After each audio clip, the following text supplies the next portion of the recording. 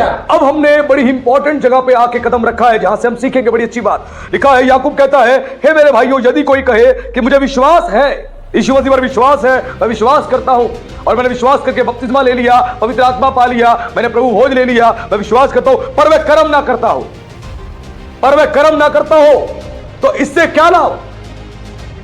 अगर वो कर्म ही नहीं कर रहा, जो वचन में बताए गए हैं वो काम ही नहीं कर रहा, तो इससे क्या फायदा? उसको कोई फायदा नहीं है। और आगे कह रहा है, क्या ऐसा विश्वास कभी उसका उद्धार कर सकता है? सवाल कर रहा है वो, क्या ऐसा विश्वास जो कर्म सहित ना हो, क्या उसका उद्धार कर सकता है? नहीं, उद्धार नहीं करवा सकता। आज कितने सारे मसीह केवल विश्वास कर रहे हैं और केवल विश्वास करके चल रहे हैं, उनको लग रहा है हमारा उद्धार हो जाएगा। नहीं मेरे बेटे, मेरी बेटी, मेरे भाई, मेरी बहन, आपको विश्वास के साथ साथ कर्म भी करना पड़ेगा। जिन्होंने कहा कि पास्टर जी आप बताएं, उद्धार विश्वास के द्वारा होगा, कर्मों के द्वारा होगा। बेटा, विश्वास और कर्म आपके दो पैर हैं, दोनों के बिना आप चल नहीं सकते अच्छे से। गाड़ी के दो पहिए हैं, जिसके बिना अच्छे सफर तय नहीं कर सकते। पति और पत्नी की तरह हैं, जिनके बिना काम नहीं चलेगा। वैसे ही समझाया गया, तुम विश्वास तो कर रहे हो, यीशु आशीष देगा, यीशु बरकत देगा, लेकिन तुम काम ही नहीं कर रहे, कर्म ही नहीं कर रहे, तो तुम्हारा उद्धार कहां से होगा?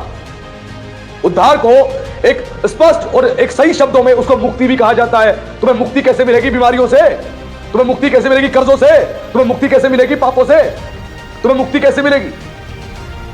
कर्ज एक श्राप है, बीमारी एक श्राप है, जो श्राप के द्वारा आता है। कई मसीह कहते हैं हमने विश्वास कर लिया, हमारे जीवन में श्राप काम नहीं कर रहे। कुछ ले प्रीचर्स आ चुके हैं, सो कॉल्ड प्रीचर्स आ चुके हैं, जो कहते हैं कि मसीहों में कोई श्राप काम नहीं करता। अगर श्राप काम नहीं कर रहा तो क्यों कर्जों में पड़े हैं? यीशु ने कहा, वचन में अपने परमेश्वर ने कहा कि तुम उधार लेने वाले नहीं, तुम देने वाले बन जाओगे। क्यों उधार लेने के काम चला रहे हो? 10 तू दे, 20 तू दे, 50 तू दे, 60 तू दे, क्यों कर रहे हो? अगर जीवन में श्राप ही नहीं है तो क्यों कर्जों के नीचे दबे हुए हो? शैतान ने किया, शैतान ने किया। अच्छा, शैतान प्रभु से बड़ा हो गया?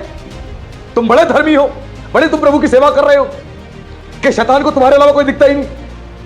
सारी तकलीफ तुम्हारे जीवन में ही है?